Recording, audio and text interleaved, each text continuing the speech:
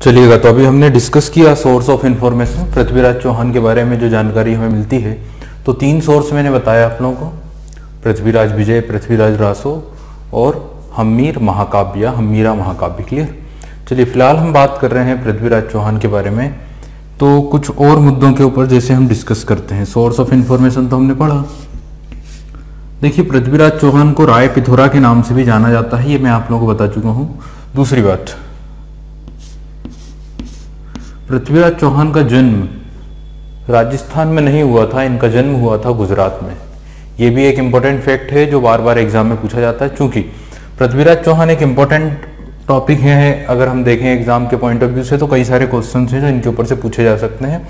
इसलिए आप लोग ध्यान रखिएगा कि पृथ्वीराज चौहान का जन्म जो है वो कहाँ हुआ था, गुजरात में। क्योंकि गुजरात में रूल किया करती थी चालुक्य डायनेस्टी, और इनके जो मैटरनल रिलेशनशिप थे, इनके जो इनकी माँ के जो संबंध थे वो किस साइड से हुआ करते थे, चालुक्यों की साइड से। दैट्स वाई इनका जो जन्म हुआ है वो कहाँ हुआ है, कल्याणी के गुजरात के चालुक्य में। इट मीन्स गुजरात में। चलिए, बाकी आप लोगों को मैंने बेसिक इन्फॉर्मेशन बताई है कि इनके पिता का नाम क्या हुआ करता था, सोमेश्वर, जो इनके पहले रूल किया करते थे। चलिए अब आगे डिस्कस करते हैं हम यहाँ पर। पृथ्वीराज चौहान ने कई सारे नाइबरिंग स्टेट्स को पराजित करना शुरू किया, जिसमें चंदेल जो वंश के आखिरी शासक हुआ करते थे, जिनका नाम था परिमार्दी या परिमल भी कहा जाता है, उनके साथ युद्ध करके उन्हें पराजित किया। क्लियर। इस तरह से इन्होंने और भी कई नाइबरिंग स्टेट्स को पराजित किया। सबसे ज़्यादा अगर हम बात करें इनकी वीरता की या इनके सक्सेस की, तो हमें पता है कि जब गौरी का आक्रमण हुआ और गौरी के भी आक्रमणों को इन्होंने क्या किया, अनसक्सेसफुल किया या असफल किया। क्लियर। वहीं पर जिस समय ये रूल कर रहे थे उसी समय पर इनके नाइबर में इनके पड़ोस में एक स्टेट हुआ करती थी, एक राज्य हुआ करता था, जो कि था गहड़वाल वंश या गहड़वाल डायनेस्टी। और गहड़वाल डायनेस्टी में भी एक शक्तिशाली रूलर रूल किया करता था, जिसका नाम हुआ करता था जयचंद।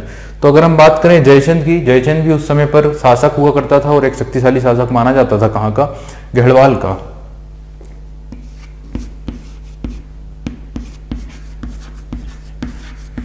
जयचंद या जयचंद्र भी कहा जाता है, जो रूल करता था गहड़वाल स्टेट में या जो रूल करता था गहड़वाल किंगडम के अंतर्गत। और इसकी जो टेरिटरी थी वो कन्नौज के आसपास हुआ करती थी और इनकी कैपिटल भी कन्नौज ही थी। अब देखिए क्या हुआ कि जयचंद अपना कोरोनेशन कराना चाहता था, अपना राज्याभिषेक कराना चाहता था। क्लियर। जयचंद क्या चाहता था? राज्याभिषेक कराना। क्लियर। और वो अपने आप को एक सुप्रीम लीडर, इट मीन्स की राजा के रूप में निर्धारित करना चाह रहा था। तो ये जो जयचंद थे वो चाहते थे, ही वांट्स टू कोरोनेट, यानी वो अपने आप का राज्याभिषेक कराना चाहते थे और एक राजसूय यज्ञ कराना चाहते थे। समझ गए ना? ही वांट टू सेलिब्रेट राजसूय यज्ञ for coronation and proclaim his supremacy. और वो अपने आप को सुप्रीम लीडर के रूप में, यानी कि राजा के रूप में, शासक के रूप में तय करना चाह रहे थे, निर्धारित करना चाह रहे थे। कौन? Jaichand. But Prithviraj refuse to participate in the ceremony. लेकिन पृथ्वीराज चौहान ने उस सेरेमनी में या उस यज्ञ में पार्टिसिपेट करने से क्या कर दिया? इनकार कर दिया। And thus refuse to acknowledge Jaichand as the supreme leader. और वो नहीं चाहते थे कि जयचंद एक सुप्रीम लीडर के रूप में, यानी शासक के रूप में क्या हो, स्टेब्लिश हो। क्योंकि उनके अनुसार उनका ये मानना था कि जयचंद उन्हीं के क्या हैं, अंडर में रूल करने वाले एक रूलर हैं और एक सामंत हैं। ये इच्छा थी किसकी? पृथ्वीराज चौहान की। और पृथ्वीराज चौहान ये मानते थे कि ये हमारे अंडर में रूल करने वाले एक रूलर हैं। बट जयचंद भी एक शक्तिशाली शासक थे और वो चाहते थे कि वो अपना कोरोनेशन कराएं और एक सुप्रीम लीडर के रूप में स्टेब्लिश हो। अब जब ये डिस्प्यूट चल रहा था, जब ये विवाद चल रहा था, तब जयचंद की एक पुत्री हुआ करती थी जिसका नाम हुआ करता था संयोगिता। तो जयचंद की एक डॉटर थी जिसका नाम क्या था? संयोगिता। और संयोगिता ने जब पृथ्वीराज चौहान की जो हीरोइक जो उनकी छवि थी, जो उनकी विक्ट्री की जो कहानियां थी, जब उन सारी वीरतापूर्ण कारनामों को जब उन्होंने सुना, किसने? संयोगिता ने। तो संयोगिता ने कहा कि मैं विवाह करूंगी तो सिर्फ और सिर्फ किससे करूंगी? पृथ्वीराज चौहान से। समझ गए? It means she want to marry only with the Prithviraj Chauhan. वो विवाह करना चाहती थी सिर्फ और सिर्फ किससे? पृथ्वीराज चौहान से। लेकिन उनके पिता जो थे, इट मीन जयचंद, वो ये नहीं चाहते थे कि उनकी पुत्री का विवाह किसके साथ हो? पृथ्वीराज चौहान के साथ। देन जयचंद अरेंज्ड अ स्वयंवर सेरेमनी फॉर हिज डॉटर। तब जयचंद ने एक स्वयंवर का आयोजन कराया अपनी पुत्री के विवाह के लिए, और उस स्वयंवर में इनवाइट किया सारे शासकों को, सिर्फ और सिर्फ छोड़कर किसे, पृथ्वीराज चौहान को। तो पृथ्वीराज चौहान को छोड़कर उन्होंने सारे आसपास के जितने भी रूलर्स थे उन्हें इन्वाइट किया स्वयंवर में, अपनी डॉटर की, अपनी पुत्री के विवाह के स्वयंवर में। समझ गए? इस बात से काफी अपमानित महसूस किया पृथ्वीराज चौहान ने, एंड पृथ्वीराज चौहान ने तय किया कि वो जाएंगे कन्नौज और उस स्वयंवर से संयोगिता को लेकर आएंगे। क्लियर? तो पृथ्वीराज चौहान मार्च्ड टू कन्नौज, वो गए अपनी सेना को लेकर कहां पर, कन्नौज में, विद 100 वॉरियर्स, लगभग 100 योद्धाओं को लेकर, यानी ज्यादा बड़ी सेना लेकर नहीं पहुंचे। अचानक से ये घटना घटी तो अचानक से 100 योद्धाओं को लेकर कहां पहुंचे, कन्नौज। और उन योद्धाओं की मदद से, उन सैनिकों की मदद से वो संयोगिता को स्वयंवर से लेकर कहां गए, दिल्ली। ये बात ध्यान रखिएगा। 2/3 of his warriors sacrifice their life, उनमें से 100 में से 2/3 जो उनके सैनिक थे उन्होंने अपना बलिदान दिया, बट उन्हीं के बलिदान के फलस्वरूप पृथ्वीराज चौहान दिल्ली पहुंचे और उन्होंने संयोगिता के साथ विवाह किया। इन दिल्ली पृथ्वीराज बिकेम क्या किया है, दिल्ली पहुंचकर उन्होंने विवाह किया है किसके साथ, संयोगिता के साथ। और दिल्ली में पृथ्वीराज अपनी पत्नी से इतने मुग्ध हो गए, उनके प्रेम में इतने मुग्ध हो गए कि उन्होंने राज्य के अधिकांश कार्यों को क्या करना शुरू कर दिया, निग्लेक्ट करना शुरू कर दिया, नजरअंदाज करना शुरू कर दिया। उनके प्यार में इतने मुग्ध हो गए कि अधिकांश समय उनके साथ ही बिताने लगे, और जितने भी राजनीतिक कार्य थे या राज्य से या स्टेट से रिलेटेड जितने भी कार्य हुआ करते थे उनको निग्लेक्ट करना क्या कर दिया, शुरू कर दिया। ये स्टोरी है, ये एक कहानी है, ये एक किस्सा है, किसके बारे में, जयचंद के बारे में। अब इस चीज की दुश्मनी थी किसके दिमाग में, जयचंद के दिमाग में, और वो इस बात का बदला लेना चाहते थे। क्लियर? तो ये सारी बातें हैं पड़ोस के स्टेट्स के, यानी कि नाइबरिंग स्टेट्स की, जो हम बात कर रहे हैं। अब देखिए यहां से हम गौर करते हैं नेक्स्ट पॉइंट के ऊपर। जैसे मैंने बताया कि उसी समय पर इन्वेजन्स भी हो रहे थे, किसके, गौर वंश के एक शासक मोहम्मद गोरी के। समझ गए? तो मोहम्मद गोरी ने भी उसी समय पर अपनी योजना बना ली थी अटैक करने की, किसके ऊपर, चहमान किंगडम के ऊपर, या चहमान जो साम्राज्य है उनके ऊपर। चलिए, तो हमने सोर्स ऑफ इंफॉर्मेशन की बात की, उसके बाद जो पड़ोसी स्टेट्स थे उनके बारे में हमने हल्का सा डिस्कशन किया। तो हमें ये पता चला कि जो कन्नौज थे वहां के शासक थे जयचंद, और उनके साथ उनकी दुश्मनी थी, और उसका कारण मैंने आप लोगों को बताया। सोर्स ऑफ इंफॉर्मेशन में पृथ्वीराज विजय जो लिखी थी, उन्हीं के दरबार में एक कश्मीर के पोएट हुआ करते थे, कश्मीरी कवि हुआ करते थे, जयनक।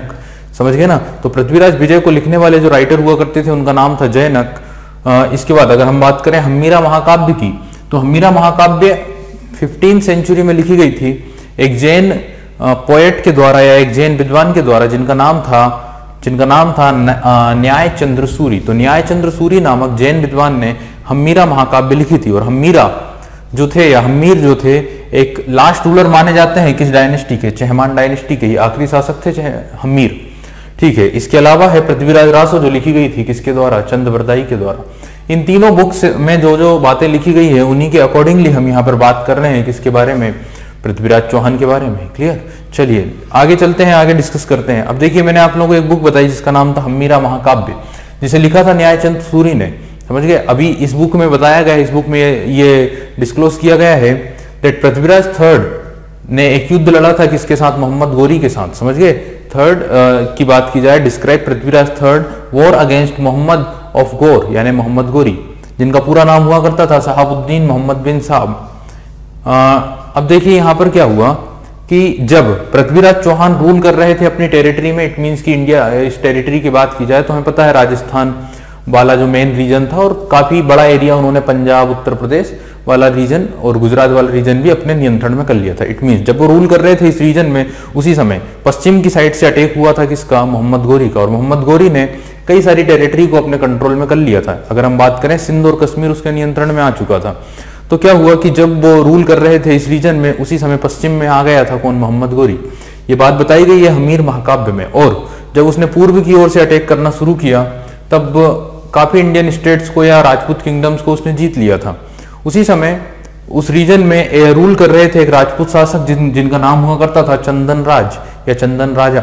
तो चंदन राज नामक एक राजा रूल कर रहे थे और उन्होंने अपील की किससे, पृथ्वीराज चौहान से। ये जितनी भी बातें बता रहा हूं मैं हमीर महाकाव्य की हिसाब से बता रहा हूं। तो चंदन राजा ने अपील की किससे, पृथ्वीराज चौहान से, कि मोहम्मद गोरी ने उनके ऊपर अटैक किया है और हमारे राज्य में जितने भी मंदिर थे उन सभी को डिस्ट्रॉय कर दिया और हमारे यहाँ पे जितनी भी फीमेल्स थी उन सभी के सम्मान के साथ उन्होंने खिलवाड़ किया है। जब ये जानकारी मिली किसे, पृथ्वीराज चौहान को, तो पृथ्वीराज चौहान ने अपनी आर्मी इकट्ठा की और डिक्लेयर किया एक वॉर किसके अगेंस्ट में, मोहम्मद गोरी के अगेंस्ट में। क्लियर। तो यहाँ पे ध्यान रखिएगा, आपसे क्वेश्चन ये पूछा जाएगा, पृथ्वीराज चौहान को किसने इनवाइट किया था अटैक करने के लिए, किसके ऊपर, मोहम्मद गोरी के ऊपर। तो आंसर होगा चंदन राज। चंदन राज जो रूल किया कर रहे थे पाकिस्तान वाले रीजन में। क्लियर। अब आगे चलते हैं और अब हम डिस्कस करते हैं किस मुद्दे के ऊपर, कि जब पृथ्वीराज चौहान को यह इंफॉर्मेशन मिली चंदन राज से और उन्होंने तय किया अटैक करने का मोहम्मद गोरी के ऊपर, तो ये जो युद्ध दोनों के बीच में लड़ा गया है, इस युद्ध को हम बोलते हैं फर्स्ट बैटल ऑफ तराइन, यानी कि हम बात करेंगे फर्स्ट बैटल ऑफ तराइन के बारे में। ठीक है। जयचंद वाला मुद्दा आप लोगों को क्लियर हुआ होगा कि जयचंद कहाँ का राजा था और उनके साथ या उनकी पुत्री के साथ विवाह किया था किसने, पृथ्वीराज चौहान ने। और जयचंद की ही पुत्री का नाम हुआ करता था क्या, संयोगिता। जयचंद किस डायनेस्टी से बिलोंग करता है, तो आप लोगों को पता होना चाहिए, Jaichand belong to Gahadavala dynasty और Gahadavala is one of the branch related to the Rajput kingdoms. मैंने आप लोगों को बताया है राजपूतों की टोटल 36 किंगडम्स हुआ करती थी। राजपूत किंगडम्स में आप लोग पता है कितने किंगडम्स होंगे, 36। फिलहाल जो जिस किंगडम की हम बात कर रहे हैं वो है चहमान ऑफ सखम्बरी। और सखम्बरी का मतलब होगा वो शहर, वो सिटी जो बसी हुई है किसके पास, सांभर लेक के पास।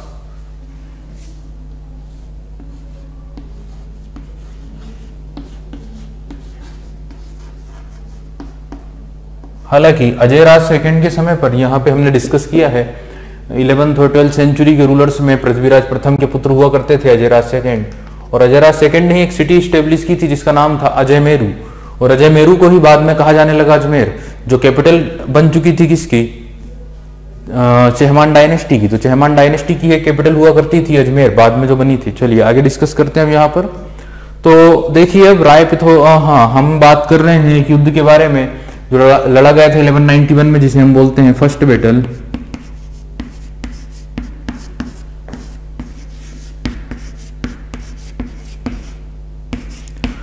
Battle of Tarain. तराइन जो जगह है ये हरियाणा के आसपास कहीं पर आती है, यानी हरियाणा में है ये जगह, बठिंडा के आसपास। और ये जो युद्ध हुआ था ये हुआ था हरियाणा में ये जगह है, और हम डिस्कस करेंगे कि कहां पर है, पर भटिंडा पंजाब में है 1191 में। इट मीन्स भटिंडा के आसपास नहीं है, हरियाणा, ध्यान रखिएगा। चलिए तो हम बात कर रहे हैं फर्स्ट बैटल ऑफ तराइन के बारे में। तो देखिएगा ड्यूरिंग 1191 यानी कि 1190 और 91 के आसपास मोहम्मद बिन गौर ने अटैक करा था भारत के ईस्टर्न पार्ट पर, और उसने जीत लिया था, एक कॉन्कर कर लिया था एक सिटी को जो पंजाब में है, जिसका नाम है तवर हिंद। समझ गए। तो क्या हुआ कि मोहम्मद गोरी आया और वेस्ट वाले रीजन को, पश्चिम वाले रीजन को कॉन्कर्ड करना शुरू किया, और वहीं पर एक सिटी हुआ करती थी जिसका नाम था तवर हिंद। तबर ए हिंद भी कह सकते हैं या तबर हिंद डायरेक्टली भी आप बोल सकते हैं। तबर हिंद नामक सिटी को उसने क्या कर लिया, जीत लिया, कॉन्कर कर लिया। तबर हिंद की बात की जाए तो आज के समय उस शहर को हम बोलते हैं भटिंडा। इट मींस भटिंडा को कॉन्कर कर लिया है किसने, मोहम्मद गोरी ने, और भटिंडा को ही कहा जाता था तबर हिंद। क्लियर। देन फिर ये देखिए तबर हिंद को जीतने के बाद मोहम्मद बिन गोरी ने अपने एक सैनिक को वहां का कारोबार, वहां का सारा कार्यभार संभालने की ड्यूटी दी, और वो अपने अगली जो ड्यूटी थी, अगले जो कार्य थे उसमें लग गए। तो यहाँ पर तबर हिंद में मोहम्मद गोरी ने अपने एक सैनिक जनरल को बैठा दिया जिसका नाम हुआ करता था जियाउद्दीन, और जियाउद्दीन को लगभग 1200 घुड़सवार की सेना उसको सौंप दी। तो 1200 घुड़सवार की सेना सौंप कर मोहम्मद गोरी अपने अगले टास्क की ओर बढ़ गए। When Prithviraj Chauhan learn about this march, जब ये बात पृथ्वीराज चौहान को पता चली, और चूंकि मैं बता चुका हूं किसने बताई थी, चंदन राज नामक शासक ने, देन जब उन्हें यह खबर मिली कि तबर हिंद को कब्जा कर लिया है, और चूंकि Tabarhind is a part of Chahamana kingdom, तब क्या हुआ, इन्होंने क्या किया, अपने कुछ फिड्यूटरी यानी अपने कुछ साथी शासक यानी अपने कुछ सामंतों को साथ में लिया, जिनमें सबसे मुख्य हुआ करते थे दिल्ली के शासक गोविंदराज। समझ गए? तो गोविंदराज को इन्होंने अपने साथ शामिल किया और तय किया अटैक करने का, अपनी एक आर्मी स्टेब्लिश की और तय किया अटैक करने का। तो ध्यान रखिएगा, when Prithviraj Chauhan learned about this he marched towards Tabarhind with his feudatory including Govindaraja of Delhi. Clear? तो ये बात क्लियर हो गई होगी।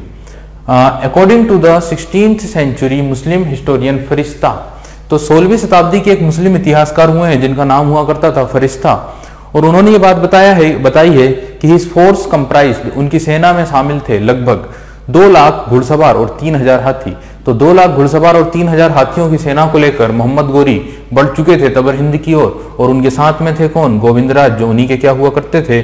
सामंत। क्लियर? तो इतनी बड़ी फोर्स को लेकर मोहम्मद गोरी पृथ्वीराज चौहान बढ़ चुके हैं तबर हिंद की ओर, और अब उनका सामना होने वाला है किससे? पृथ्वीराज चौहान मोहम्मद गोरी से। देखिए, अगर हम बात करें मोहम्मद गोरी की, तो मोहम्मद गोरी का जो ओरिजिनल प्लान था वो ये था कि तबर हिंद को जीतकर उसे वापस लौटना था अपने स्टेट में, जिसका नाम क्या हुआ करता था? गजनी। तो ध्यान रखिएगा, Mohammad's original plan was to return to his base after conquering Tabarhind. तो उसकी बस इतनी ही योजना थी कि तबर हिंद को जीतकर वो वापस लौटना चाहता था। But when he heard about Prithviraj march, जब उसने सुना कि पृथ्वीराज अपनी सेना को लेकर उसके ऊपर अटैक करने आ रहे हैं, तबर हिंद पर आक्रमण करने के लिए आ रहे हैं, he decided to put up a fight, तब वो वहीं पर रुका रहा और उसने यह तय किया कि वो एक युद्ध लड़ेगा किसके साथ? पृथ्वीराज चौहान के साथ। क्लियर हो गई होगी बात आप लोगों को? Otherwise he want to back, otherwise वो वापस लौटना चाह रहा था। उसने जियाउद्दीन नामक अपने सैनिक जनरल को वहां पर बैठा दिया था, बट जब उसने सुना कि पृथ्वीराज चौहान अपनी सेना को लेकर आ रहा है तो वहीं रुका रहा और युद्ध लड़ने के लिए तैयारी में जुट गया। He set up with an army and encountered Prithviraj force in Tarain, उसने अपनी सेना स्टेब्लिश की और तराइन में वह भी पहुंच गए अपनी सेना को लेकर। चलिए, in the ensuing battle Prithviraj army decisively, in the ensuing battle Prithviraj Chauhan army decisively defeated the Ghurid. इस युद्ध में पृथ्वीराज चौहान की सेना ने बहुत ही दृढ़ता के साथ मोहम्मद बिन गोरी की सेना को क्या कर दिया? पराजित कर दिया। और मोहम्मद बिन गोरी को भी काफी चोट लगी और उसे जो है वापस लौटने पर मजबूर होना पड़ा। समझ गए ना? और कई इतिहासकारों का ऐसा भी कहना है कि उससे पकड़ लिया गया और पृथ्वीराज चौहान से जब उसने माफी मांगी तो पृथ्वीराज चौहान ने उसे माफ कर दिया और वो लौट गया, ऐसा भी कहा जाता है। समझ गए ना? तो ध्यान रखिएगा कि इस तरह की घटना हुई। Prithviraj did not pursue the returning Ghurid army, यानी पृथ्वीराज चौहान ने भागती हुई या लौटती हुई जो गोरी की सेना थी उसको पकड़ने का या उसका पीछा करने की कोशिश नहीं की। समझ गए ना? उन्होंने कोई भी अटेम्प्ट नहीं किया कि हम इन आर्मी को, इन लोगों को पकड़ें और इन्हें दंड दें। Not wanting to invade hostile territory, ना ही उन्होंने जो रीजन था, जो क्षेत्र था दुश्मनों का, उसके ऊपर अटैक करने की कोशिश की। और मिसजज गोरीज एम्बिशंस, यहां पर अगर बात की जाए तो पृथ्वीराज चौहान ने मिसजजिंग की है एक प्रकार से। वो नहीं समझ पाए कि आखिर पृथ्वीराज चौहान, आखिर मोहम्मद बिन गोरी की क्या महत्वाकांक्षा है, क्या उसकी एम्बिशन है। तो इस बात को समझ नहीं पाए कौन? पृथ्वीराज चौहान। इट मीन्स पृथ्वीराज चौहान ने पीछे हटने वाली गुरिद सेना का पीछा नहीं किया और शत्रुपूर्ण क्षेत्र पर आक्रमण नहीं किया। क्लियर? गोरी की, और जो गोरी की इच्छा थी उसे वो गलत समझ रहे थे या वो समझ ही नहीं पाए थे कि आखिर क्या एम्बिशन है। पृथ्वीराज मोहम्मद गोरी किस इच्छा से भारत में आए थे। He only besieged the Gurid garrison at Tabar Hind, which surrendered after 13 months of siege। तो ध्यान रखिएगा, केवल तबर हिंद में गोरी की जो जेल हुआ करती थी, देखिए इन्होंने क्या किया कि तबर हिंद में जो गोरी की जेल थी उस जेल की ही घेराबंदी की 13 महीनों तक, और 13 महीनों के बाद जो जेल के अंदर जितने भी सैनिक थे उन्होंने आत्मसमर्पण करने के लिए वो मजबूर हो गए। तो यहाँ पे हमें इतनी बात समझ में आई, फर्स्ट बैटल ऑफ तराइन जो 1191 के अप्रोक्स लड़ा गया, उसमें खास बात ये रही कि मोहम्मद गोरी ने तबर हिंद को अपने कब्जे में किया। और तबर हिंद का मतलब हुआ करता है आज का भटिंडा। वहां पर रूल करने वाले जो शासक हुआ करते थे चंदन राज, उन्होंने ये खबर दी पृथ्वीराज चौहान को कि आपको हमें बचाने के लिए आना चाहिए, क्योंकि इस मुस्लिम अटैकर ने हमारे ऊपर अटैक किया है, हमारे मंदिरों को तोड़ दिया, हमारी महिलाओं को अपमानित किया है।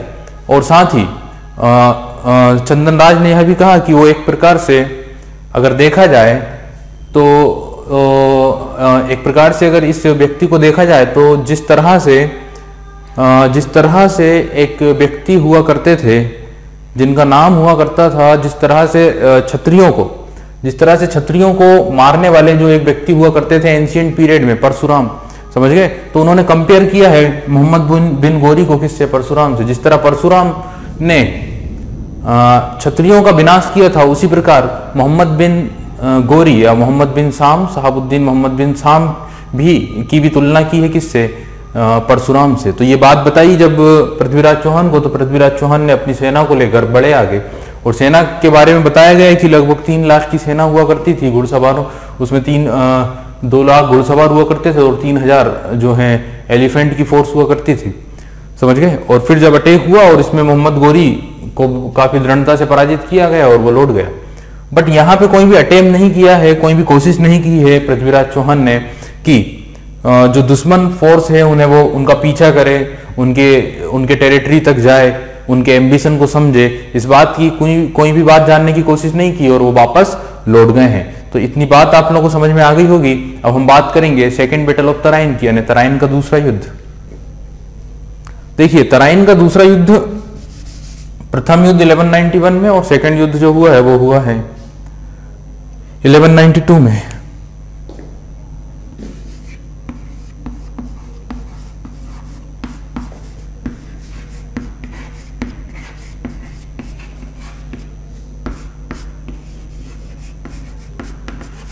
और तराइन जो जगह है वो हरियाणा के आसपास कहीं आती है।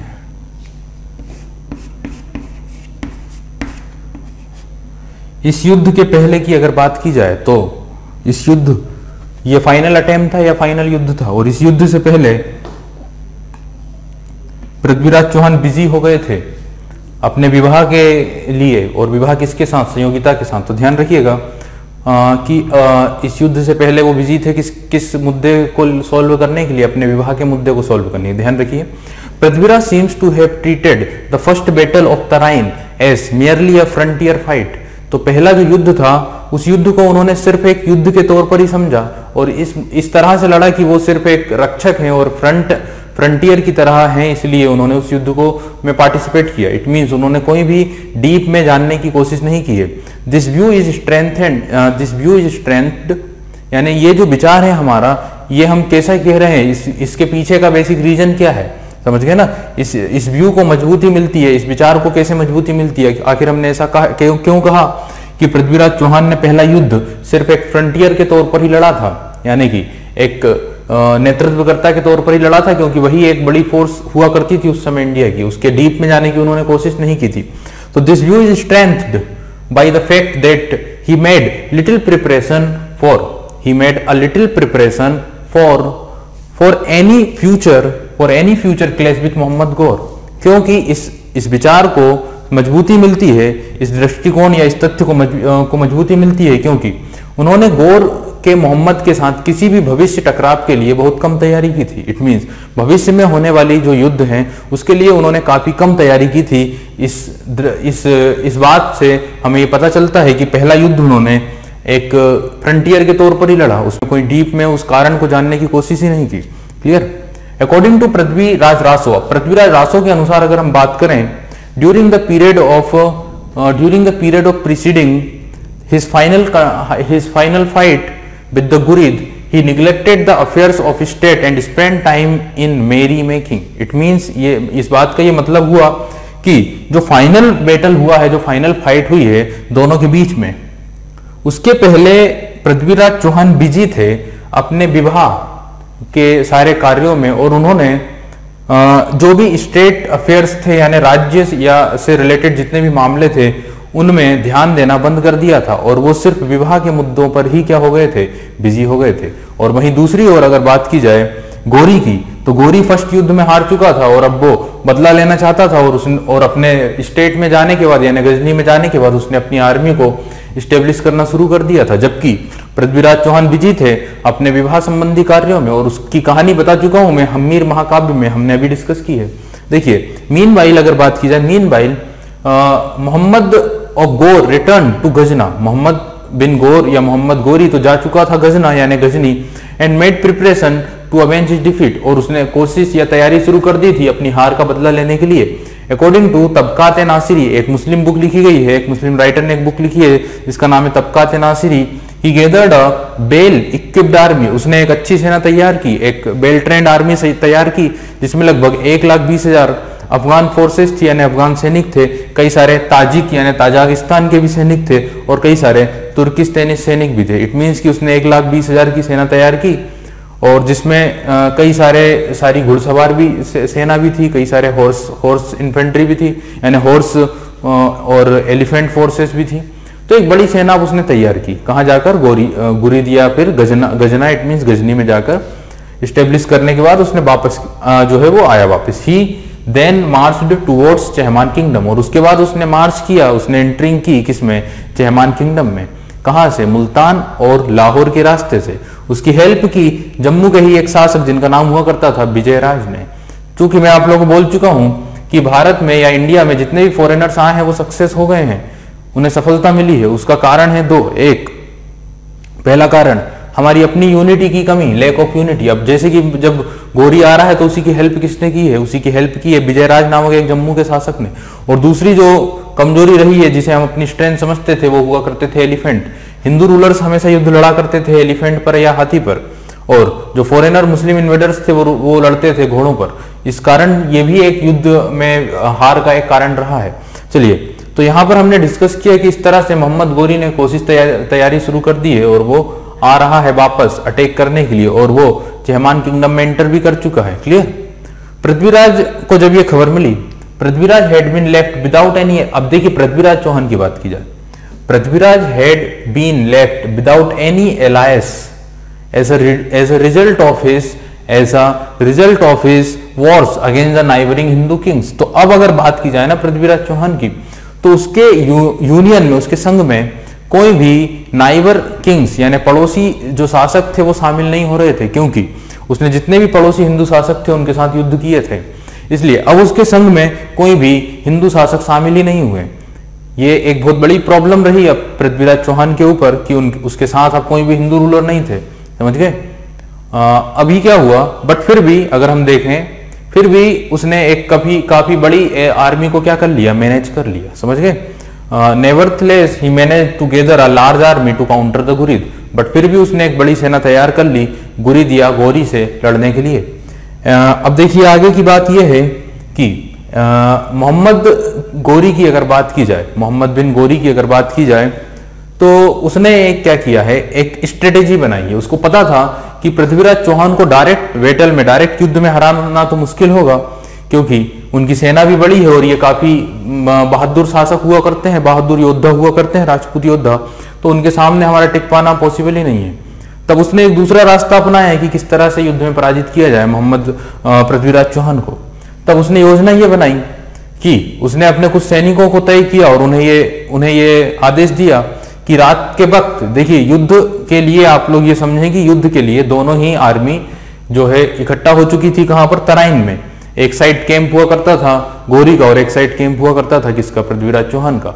अब रात मोहम्मद गोरी ने अपने कुछ सैनिकों को आदेश दिया कि रात के वक्त तुम्हें अपने कैंप में आग लगा देना है। समझ गए, रात के वक्त तुम्हें अपने कैंप में आग लगा देना है।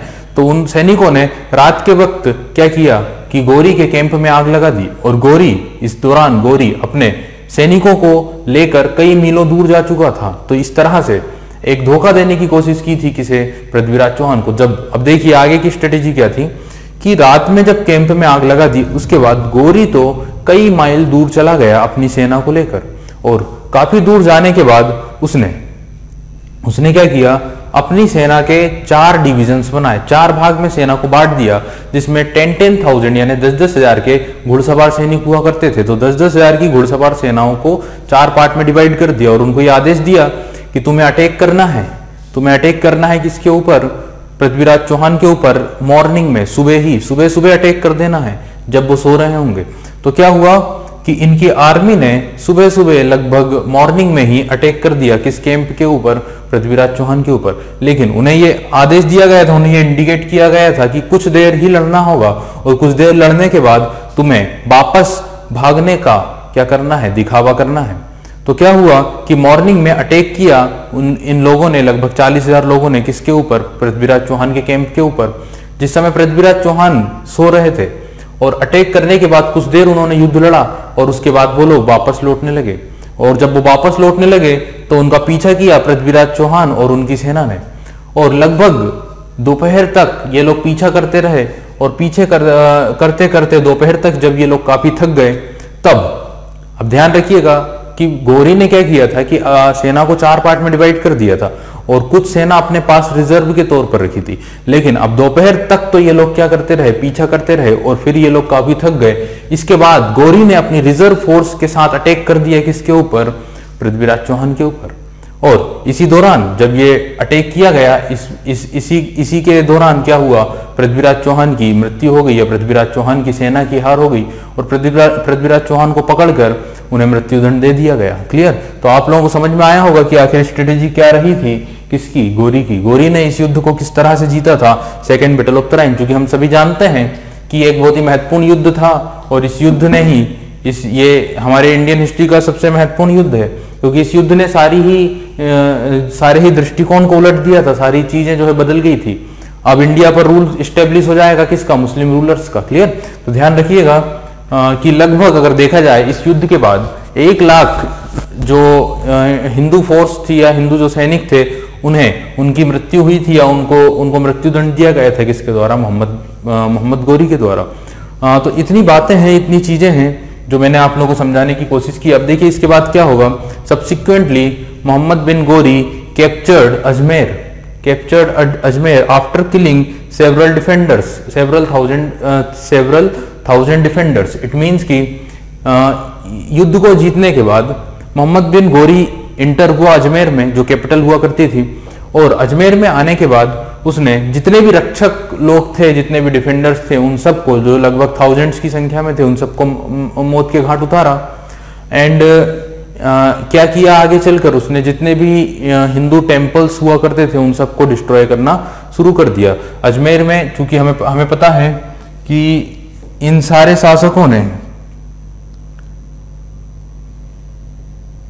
शासकों ने कई सारे टेम्पल्स बनवाए थे अजमेर में, जिनमें नाम आता है सबसे ज्यादा किसका, अर्नो राजा का। उन सारे टेम्पल्स को, उन सारे मंदिरों को डिस्ट्रॉय कर दिया, उन सभी को तोड़ दिया किसने, मोहम्मद बिन गौरी ने। चलिए, तो यहां तक की स्टोरी आप लोगों को समझ में आ गई होगी। तो पृथ्वीराज चौहान का कंसेप्ट यहाँ पर क्लियर होता है, काफी चीजें हम समझ गए होंगे। इस युद्ध को लेकर या इस कहानी को लेकर कई इतिहासकारों की अलग अलग राय हैं, कई सारे अलग अलग दृष्टिकोण है, व्यूज हैं, कहानियां हैं। हमने एक स्टोरी को ध्यान में रखा और हमने उसी को समझ लिया। और कुछ डिस्कशन में कर चुका हूं पहले भी, लेक्चर नंबर 2 में जब हम मुस्लिम इन्वेजन्स पढ़ रहे थे और हमने डीप में डिस्कस किया था गौरी के आक्रमणों को, समझ गए ना। और गौरी ने पहले ही अटैक किया था 1175 में किसके ऊपर, मुल्तान पर, पाकिस्तान में, और वहां पे भट्टी राजपूतों को पराजित किया था। उसके बाद उसने गुजरात पे अटैक किया था 1178 में, जहां का रूलर हुआ करता था मूलराज सेकंड। लेकिन मूलराज सेकंड ने गौरी को पराजित कर दिया था और फिर गौरी को वापस भागना पड़ा था और उसने फिर वापस आकर अपना एम्पायर स्टेब्लिश कर लिया था सिंध और कश्मीर में। और उसी के बाद फिर ये जो है पृथ्वीराज चौहान के साथ उनके आक्रमण हुए या टकराव हुए। चलिए, यहां पर पृथ्वीराज चौहान का चैप्टर क्लोज होता है। After his death his son became the next ruler. Prithviraj Chauhan की मृत्यु के बाद उनका जो पुत्र हुआ करता था वो अगला शासक बना, जिसका नाम था Govindaraja fourth. Now the next ruler of Chahamana kingdom was Govindaraja fourth.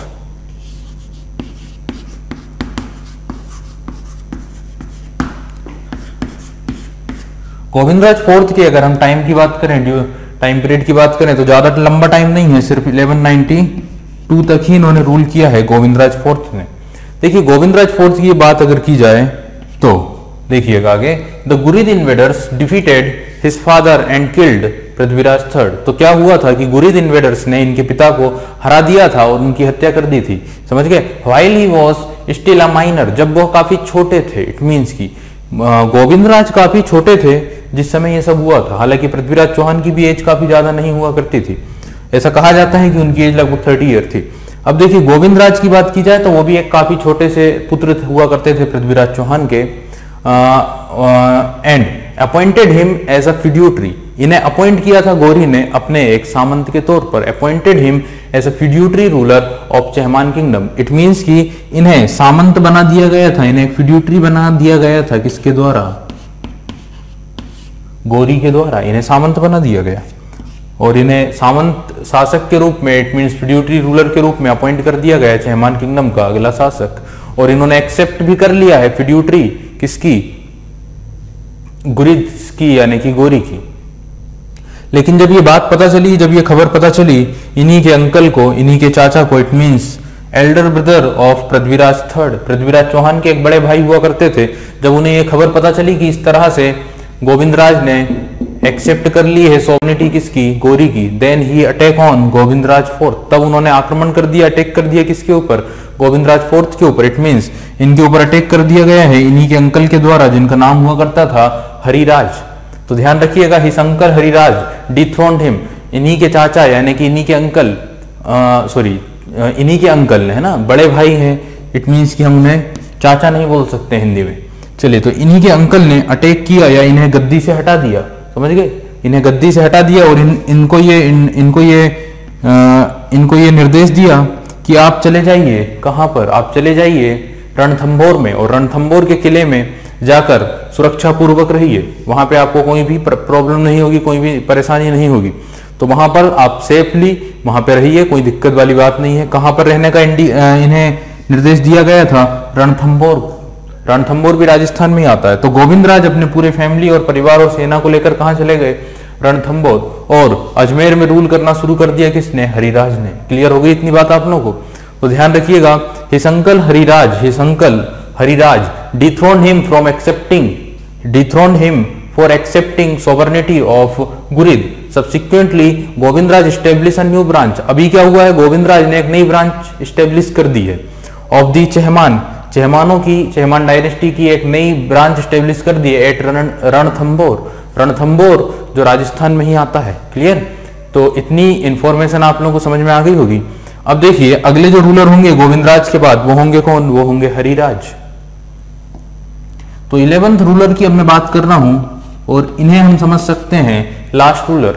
But मैंने अभी बताया कि हम्मीर जो थे, हम्मीर देव या हम्मीर जो थे वो अंतिम शासक थे। तो अभी चीजों को समझिए आप लोग कि यहां पर हम नाम लिखेंगे किसका? हरिराज का।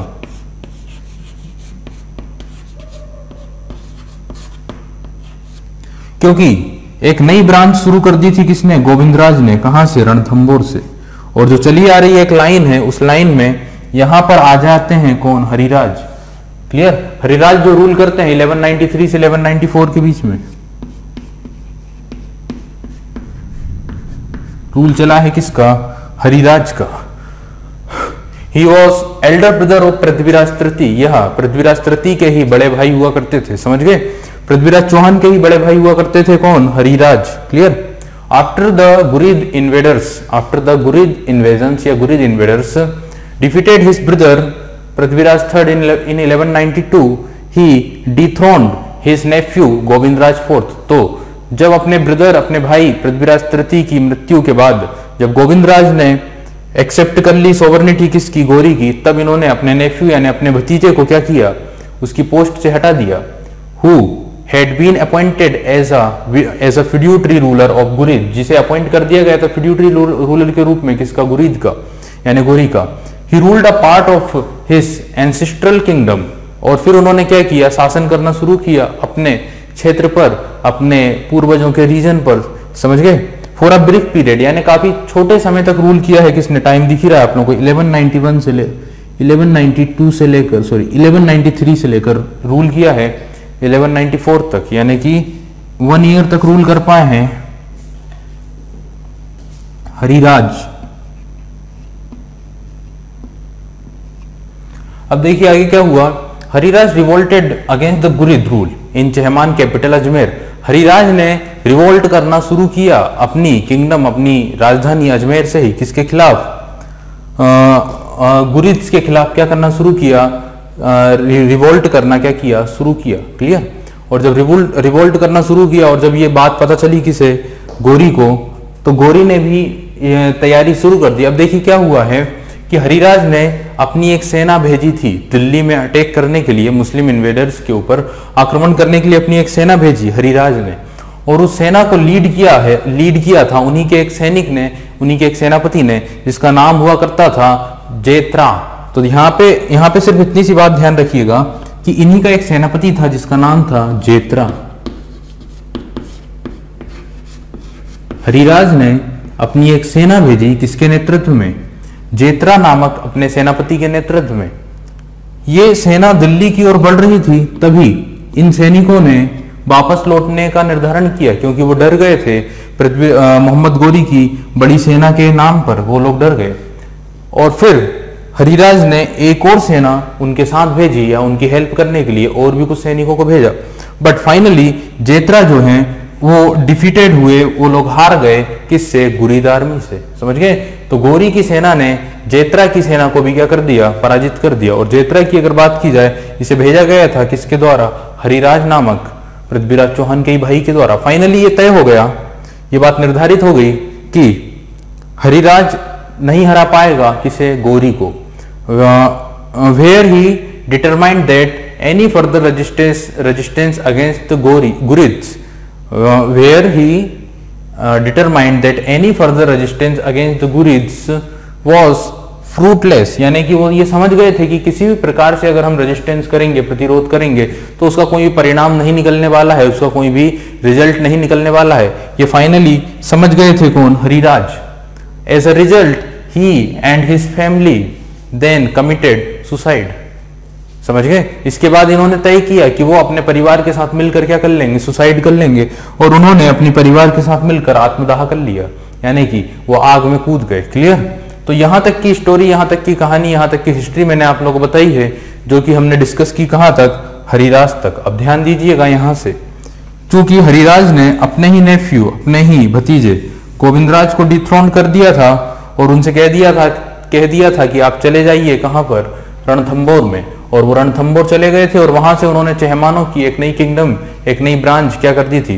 इस्टेब्लिश कर दी थी। तो हम बात करेंगे इस एक नई किंगडम के बारे में, इस एक नई ब्रांच के बारे में।